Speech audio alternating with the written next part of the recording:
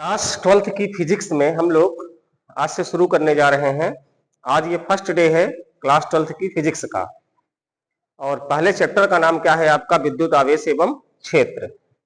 अगर आप एक एक करके इनको समझें और जानें अपने 12th की फिजिक्स के बारे में, तो पहले मैं थोड़ा सा आपको इसका इंट्रोडक्शन दे दूं पूरा, इसके बाद मैं शुरू करता हूं और एक एक करके क्रम से आपको पूरा फिजिक्स जो एमपी बोर्ड का है 12th लेवल का, चाहे वो एमपी बोर्ड के बच्चे हो, चाहे वो यूपी बोर्ड के बच्चे हो, चाहे सीबीएसई बोर्ड के बच्चे हो, और चाहे तो वो किसी भी कंपटीशन की तैयारी कर रहे हो, आपको थ्योरी की एक एक video step wise lecture 1, lecture 2, lecture 3 करके हम देने वाले हैं।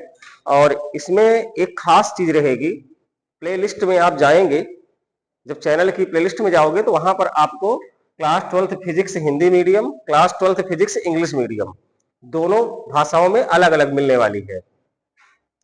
साथ ही एक मैं उस पे और फोल्डर बनाने वाला हूं जिसमें एनसीईआरटी के प्रॉब्लम्स रहेंगे। जितने भी एनसीईआरटी के न्यूमेरिकल्स हैं, हर एक चैप्टर का वो न्यूमेरिकल का एक अलग फोल्डर रहेगा प्लेलिस्ट में। वहां से जो बच्चे उनको सॉल्व करना चाहते हैं वो जाकर के उसको देख सकते हैं। हर एक न्यूमेरिकल को अच्छे से एक्सप्लेन करके मैं देने वाला हूं। ठीक है, तो हम शुरू करने जा रहे हैं क्लास 12th की फिजिक्स। इसमें अगर आप देखोगे बच्चों, तो जो सबसे पहला वाला है पाठ, उसका नाम है विद्युत आवेश, विद्युत आवेश एवं विद्युत क्षेत्र,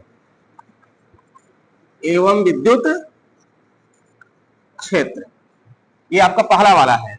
दूसरा आपका है विद्युत विभव एवं धारिता, विद्युत विभव एवं धारिता। तीसरा आपका पाठ है धारा विद्युत, धारा विद्युत। चौथा है विद्युत धारा का चुंबकीय पदार्थ।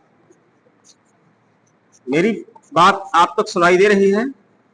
विद्युत धारा का चुंबकीय प्रभाव, विद्युत धारा का चुंबकीय प्रभाव। पांचवा आपका है चुंबकत्व एवं चुंबकीय पदार्थ, चुंबकत्व एवं चुंबकीय पदार्थ। नेक्स्ट आपका है विद्युत चुंबकीय प्रेरण, विद्युत चुंबकीय प्रेरण। और नेक्स्ट आपका है प्रत्यावर्ती धारा, प्रत्यावर्ती धारा। आई थिंक जो आपकी ये एनसीईआरटी की बुक है, तो उसमें एक अभी और ले लीजिए, विद्युत चुंबकीय तरंगे, विद्युत चुंबकीय तरंगे। एनसीईआरटी की जो फर्स्ट पार्ट है ना, उसमें इतने पाठ आपके सामने दिए गए हैं। इसके बाद आपका सेकंड पार्ट आ जाता है, तो सेकंड पार्ट में आपके सामने क्या क्या रहेंगे? सेकंड पार्ट में आपके सामने क्या क्या रहेंगे? सब कुछ है, ठीक है, कोई दिक्कत नहीं। उसमें आपको मिल जाएगा प्रकाशिकी। क्या मिलेगा बच्चों? अब प्रकाशिकी दो प्रकार की बताई गई है। एक आपकी है तरंग प्रकाशिकी, एक है आपकी तरंग प्रकाशिकी, और दूसरा आपकी है किरण प्रकाशिकी।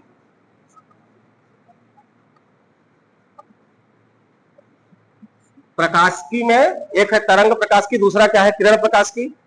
और किरण प्रकाशिकी की अगर हम बात करें तो उसमें एक चैप्टर है जिसका नाम है प्रकाश का परावर्तन, दूसरा है प्रकाश का अपवर्तन। अब ये अपवर्तन आपका गोलीय पृष्ठ से होगा और लेंस से होगा, है ना। इसको हम गोलीय पृष्ठ और लेंस दोनों से अलग अलग देखेंगे, गोलीय पृष्ठ से अलग देखेंगे और लेंस से अलग देखेंगे। इसके बाद प्रिज्म से हम देखेंगे प्रकाश का अपवर्तन। किससे? प्रिज्म से प्रकाश का अपवर्तन।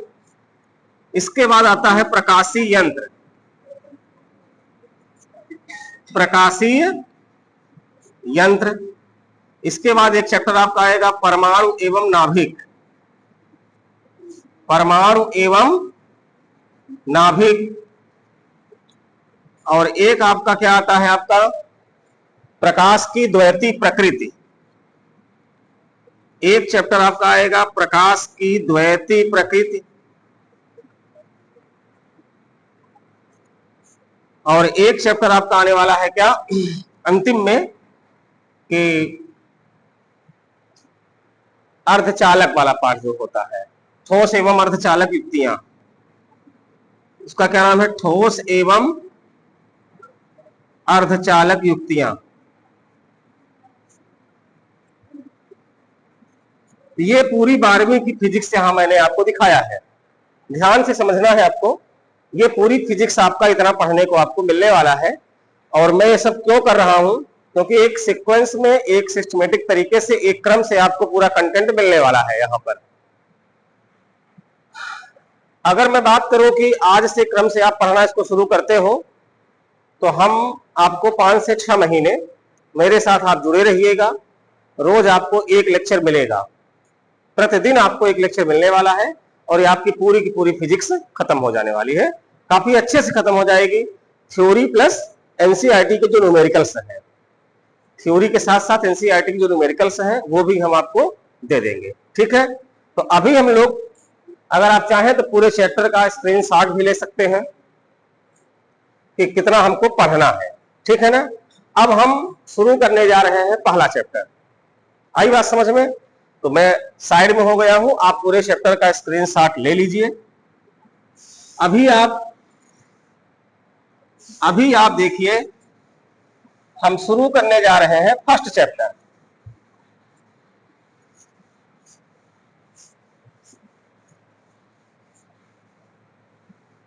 चलिए, विद्युत आवेश एवं विद्युत क्षेत्र, इसकी हम बात करते हैं। ये क्या है? तो सबसे पहले आप यहां पर विद्युत आवेश की बात करोगे। क्या किसी बच्चे को यह पता है कि आवेश क्या होता है?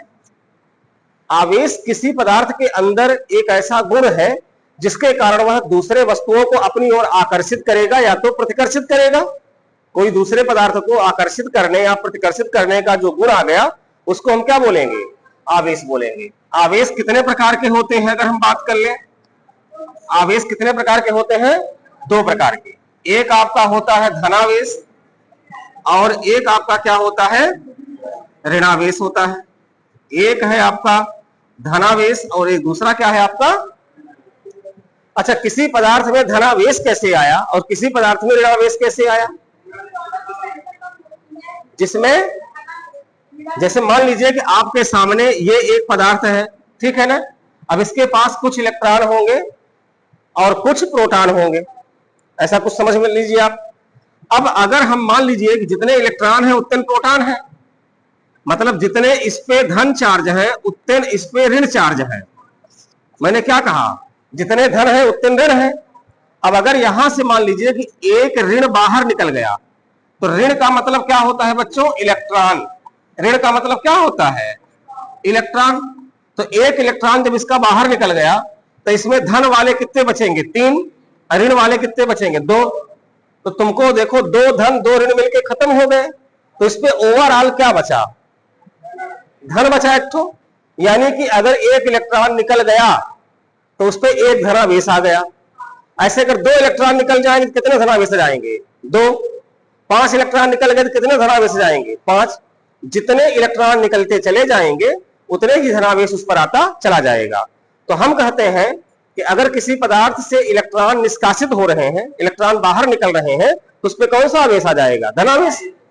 और सेम उसी प्रकार से अगर आप ये कह दो ये इलेक्ट्रॉन निकल नहीं रहा, इलेक्ट्रॉन अंदर आ रहा है, जब इलेक्ट्रॉन एक ठो अंदर आ गया तो अब बताइए 3 धन और 3 ऋण मिलकर नष्ट हो गए, तो इस पे तुमको बाहर में क्या देखने को मिलेगा? ऋण मिलेगा।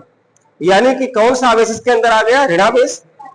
तो जब इलेक्ट्रॉन किसी पदार्थ से निकलता है तो उसमें धनावेश आता है, और जब इलेक्ट्रॉन किसी पदार्थ में प्रवेश करता है तो उस पर ऋणावेश आता है। बहुत सिंपल सी बात है। हमने आपको 10 रुपया दिया, हमने आपको 10 रुपए दिए, तो मैं 10 रुपए का धनी हूं कि ऋणी हूं? बताइए, धनी हुए और आप 10 रुपए के क्या हो गए? ऋणी हो गए। तो देने वाला जो दाता है वो धनी कहलाता है, और लेने वाला हमेशा क्या कहलाता है? ऋणी कहलाता है। आई बात समझ में? किसी भी प्रकार से अगर समझना हो आपको तो आवेश क्या होते हैं और इनके प्रकार क्या होते हैं आप अच्छे तरीके से जान चुके हो। अब एक खास बात समझ लीजिएगा कि इसका मात्रक क्या होता है आवेश का। बिल्कुल सही, आवेश का मात्रक होता है कूलाम। यह सदिश राशि है कि अदिश राशि है, अगर कोई पूछ ले तो बिल्कुल सही, यह अदिश राशि है। यह कैसी राशि है बच्चों? अदिश राशि है। और अगर कोई पूछे इसका विमीय सूत्र क्या होता है, तो देखो आवेश को हम क्यू से लिखते हैं। कैसे लिखते हैं? क्यू से। और क्यू बराबर सूत्र होता है आई टी। आगे चल के पढ़ोगे आप, क्यू बराबर सूत्र क्या होता है? आई यहां पर मूलभूत राशि है जिसको हम ए कहते हैं, करंट, और टी को हम क्या कहते हैं? टाइम। इसका विमीय सूत्र क्या बन गया? एटी। क्या बन गया? एटी। आवेश के बारे में अगर कोई तो आपसे पूछेगा तो आप बता दो किसी पदार्थ के अंदर एक ऐसा गुण जिसके कारण वह दूसरी वस्तुओं को अपनी तरफ आकर्षित या प्रतिकर्षित करता है, आवेश कहलाता है।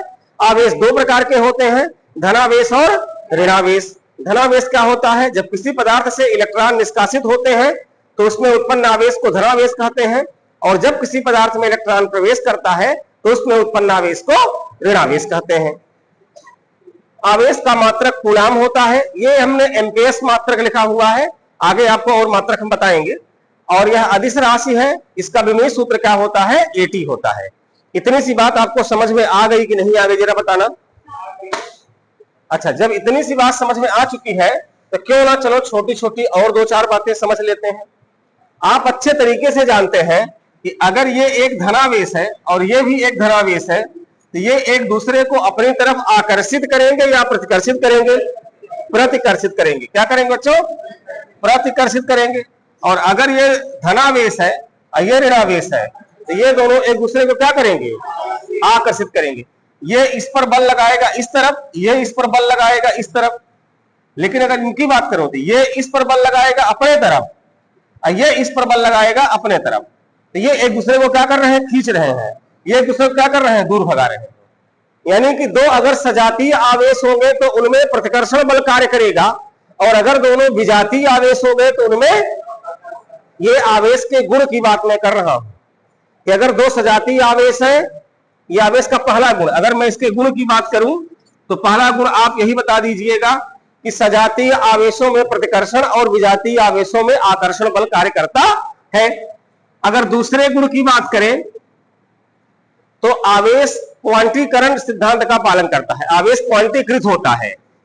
यह बहुत खास गुण है इसका। आवेश क्या होता है बच्चों? क्वांटीकृत होता है। क्वांटीकृत का मतलब क्या हुआ? क्वांटीकृत का मतलब कोई बता सकता है क्या हुआ? क्वांटीकृत का मतलब होता है कोई चीज अपने में कंप्लीट नंबर का, इंटीजर जो पूर्णांक संख्याएं होती हैं उनमें उसका उत्तर बताए। जैसे मान लो मैं पूछूं क्लास में कितने बच्चे हैं, तो आप बता दीजिए कि क्लास में 24 बच्चे हैं। आप ये नहीं बोल सकते कि 24.5 बच्चे हैं, आप ये नहीं बोल सकते हो कि 24.25 बच्चे हैं, 24.78 बच्चे, ऐसे बोल सकते हो क्या? मतलब जो फ्रैक्शन में ना हो, जो दशमलव में ना हो, उसको हम कहेंगे पूर्णांक संख्या। क्या बोलेंगे? पूर्णांक संख्या। जैसे 24 ये पूर्ण हो गया, 25 पूर्ण हो गया। तो कहा यह गया है कि किसी भी पदार्थ पर जो आवेश होगा वो एक इलेक्ट्रॉन पर जितना आवेश होता है उसका इंटीग्रल मल्टीपल होता है। इंटीग्रल मल्टीपल मतलब पूर्णांक संख्या के गुणक में होता है। यानी हम इसको कह सकते हैं Q बराबर प्लस माइनस NE। जहां N क्या है? N है इलेक्ट्रॉनों की संख्या। N क्या है? इलेक्ट्रॉनों की संख्या। और E क्या है? एक इलेक्ट्रॉन पर आवेश की मात्रा। एक इलेक्ट्रॉन पर आवेश की मात्रा। बताओ एक इलेक्ट्रॉन पर कितना आवेश होता है? 1.6 इंटू 10 की पावर -19 कूलम। जैसे आपको अपना नाम पता है ऐसे ही आपको पता होना चाहिए कि एक इलेक्ट्रॉन पर आवेश की मात्रा कितनी होती है। ये इलेक्ट्रॉन पर आवेश वैसे नेगेटिव होता है, पर हम यहां पर नेगेटिव साइन लगा नहीं रहे हैं। ये अंडरस्टूड है कि इलेक्ट्रॉन का आवेश नेगेटिव और प्रोटॉन का आवेश पॉजिटिव। प्रोटॉन में भी इतना ही आवेश होता है, प्रोटॉन में भी इतना ही आवेश होगा, लेकिन वो पॉजिटिव में होगा, और इलेक्ट्रॉन में इतना आवेश नेगेटिव में होता है। इतनी सी बात समझ में आ गई कि नहीं आ गई?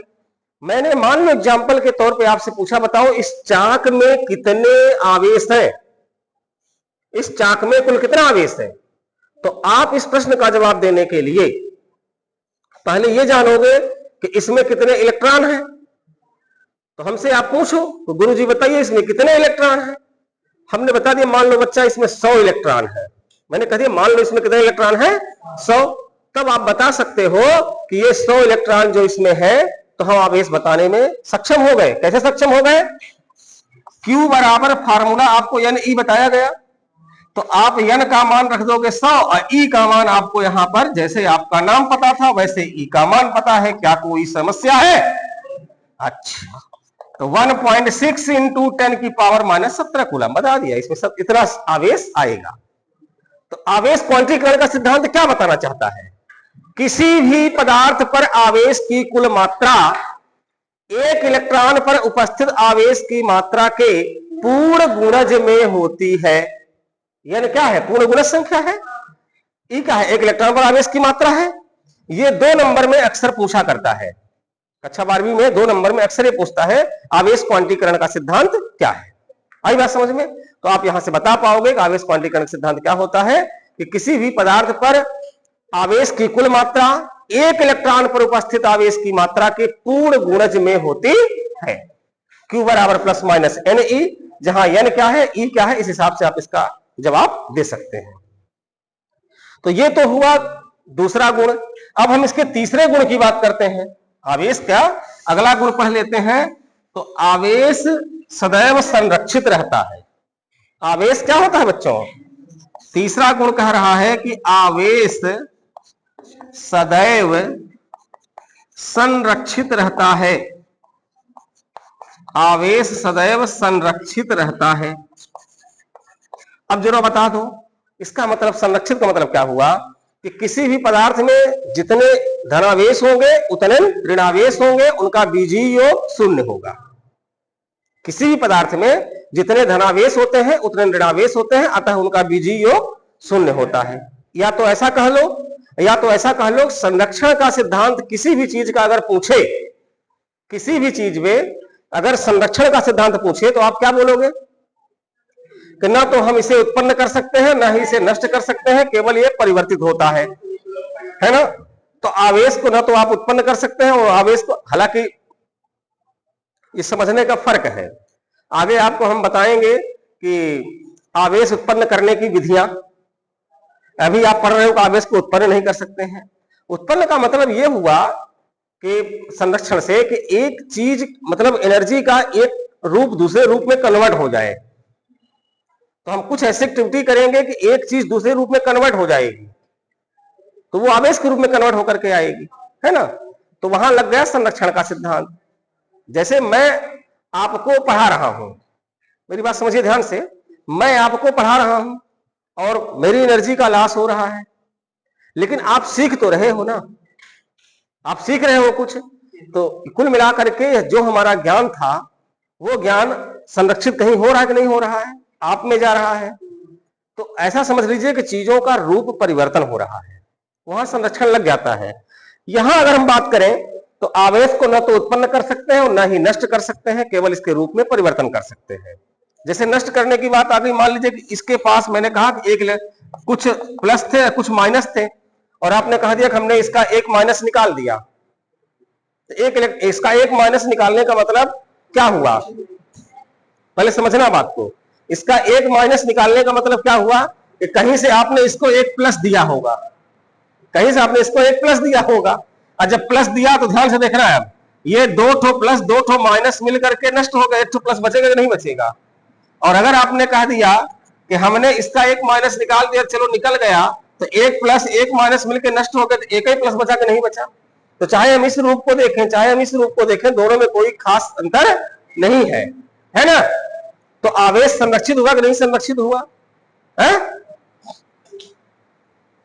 शायद आप पर समझ नहीं पा रहे हो, लगता है इसको आप समझ नहीं पा रहे हो। किसी भी पदार्थ के अंदर जितने धनावेश होंगे उतने ऋणावेश होंगे, उनका बीजीय योग सदैव क्या होता है? शून्य होता है। अगर आपने कहीं से उसको मान लीजिए कि ऐसा देखा कि उस पर कुछ चार्ज ऋण में है, तो आप कहोगे कि सर ने बताया था कि उसका ओवरऑल चार्ज शून्य हो जाएगा, लेकिन ऋण में आया। मैं क्या बताना चाह रहा हूं, जहां से आप सिद्धांत को गलत समझोगे। अगर मान लीजिए कि ऐसा था, ये दो धन थे दो ऋण थे, अभी तो ये ठीक है कि धनावेशों ऋणावेशों का बीजीय योग शून्य हो गया, सिद्धांत का पालन कर रहा है। एक इलेक्ट्रॉन इससे तुमने निकाल दिया। अब एक इलेक्ट्रॉन जब इससे निकल गया मान लो, तो एक धन एक ऋण नष्ट हो जाएगा, लेकिन एक धन बचेगा नहीं बचेगा? तो कहोगे तब शून्य तो नहीं हुआ। अब तो शून्य नहीं हुआ, तो आपने जो निकाला था उसको, एक इलेक्ट्रॉन को, इसका मतलब ये पकड़िएगा, एक इलेक्ट्रॉन निकालने से उसमें धनावेशित आया, यानी उसके अंदर एक ऐसा गुण आ गया है कि वो दूसरे वस्तु को अपनी तरफ आकर्षित कर सके या दूसरे को अपने से प्रतिकर्षित कर सके। वो डिपेंड करेगा कि अगला आवेश कैसा है, इसके अंदर एक गुण ऐसा आ चुका है। मतलब वो आवेश जो था वो नष्ट नहीं हुआ, वो एक ऊर्जा के रूप में वहां बैठ चुका है, तो दूसरे वस्तु को अपनी तरफ खींचने के या भगाने के। अच्छा ये बताओ, अभी का ये दूसरे वस्तु को अपनी तरफ खींच सकता है? क्या भगा सकता है? नहीं खींच सकता, क्योंकि ये उदासीन है। तो सामान्य तौर पर हर एक पदार्थ उदासीन ही रहना चाहेगा। जितने धनावेश रहेंगे उतने ऋणावेश रहेंगे, ठीक है ना? लेकिन अगर आपने उसको आवेशित करने का प्रयास किया तो वो आवेश आपका ऊर्जा के रूप में बदल जाता है, वो नष्ट नहीं हो पाता है। तीसरा जो है ये योगात्मक नियम का पालन करता है। आवेश योज्यता नियम का पालन करता है। अब योज्यता का नियम क्या है? ये बहुत सिंपल सी बात हो गई कि किसी भी पदार्थ को आप कुल आवेश देखो, कितना आवेश है मान लो। एक हमने मान लीजिए कि वर्गाकार शीट है और इसको मैंने आवेश दिया 2 माइक्रोकूलम, इसको दिया -5 माइक्रोकूलम, इसको दिया 6 माइक्रोकूलम, इसको दिया 3 माइक्रोकूलम। अब आपसे मैं पूछूं, बताओ इस पर कुल कितना चार्ज है? तो इसके अलग अलग कोनों में जो चार्ज होगा उन सभी को जोड़ दो, Q1 plus Q2 plus Q3 plus Q4। जोड़ सकते हो नहीं जोड़ सकते हो? तो यहां से Q1 की वैल्यू कितनी आ गई? 2। Q2 की कितनी आ गई? -5। Q3 की आ गई 6 और Q4 की आ गई 3। 6 3 9 2 11, 11 में 5 निकाल दो, कितना बचेगा? 5 माइक्रोकूलम। 6 3 2 5 5, हाँ 6 माइक्रोकूलम, सॉरी 6 माइक्रोकूलम। तो ये देखिए योज्यता नियम का पालन करता है, यानी किसी पदार्थ के अलग अलग कोनों में जो आवेश बैठे हैं तो उस पर कुल आवेश अगर बताना हुआ तो सभी आवेशों को जोड़ दो। तो जब पहले धन धन को जोड़ लो, ऋण ऋण को जोड़ लो, धन वाले को ऋण वाले से घटा दो, आपका आंसर आ जाएगा। ठीक है बच्चों, तो ये कुछ 2-3 नियम ऐसे हैं जिनसे परीक्षा में प्रश्न भी बनते हैं, न्यूमेरिकल भी बनते हैं। तो आइए हम 1-2 न्यूमेरिकल लेकर के आपको सिखाते हैं कैसे न्यूमेरिकल परीक्षा में आपके बनते हैं। ठीक है ना? तैयार हो आप? ये एक सवाल है कि 1 कूलम आवेश में इलेक्ट्रॉनों की कुल संख्या कितनी होगी। ध्यान दो, आवेश कितना दिया है? 1 कूलम। आपसे मांगा है इलेक्ट्रॉनों की संख्या। बहुत सिंपल सी बात है, Q को आप लिख दीजिए 1 कूलम, N आपसे मांगा है, E की वैल्यू 1.6 इंटू 10 की पावर -19 कूलम होती है। ठीक है ना? यहां से हम सूत्र जानते हैं, Q बराबर NE। तो N बराबर क्या हो जाएगा? Q/E। Q की वैल्यू रख दो 1 और E की वैल्यू 1.6 इंटू 10 की पावर -19। ये 10 की पावर -19 ऊपर गया तो 10 की पावर +19 बन गया, नीचे 1.6 बन गया। इसको आप लिख सकते हो 10 गुणे 10 की घात 18 और नीचे 1.6। चाहो तो यहां पर आप 10 का गुणा यहां भी कर दो, तो ये क्या बन जाएगा? ये बन जाएगा 100, ये बन जाएगा 16, ये 10 की घात 18। इसको अगर डिवाइड करोगे तो कितना आएगा? 6.25 इंटू 10 की पावर 18। ये बच्चे याद भी रखते हैं कि 1 कूलम आवेश में इतने इलेक्ट्रॉन होते हैं।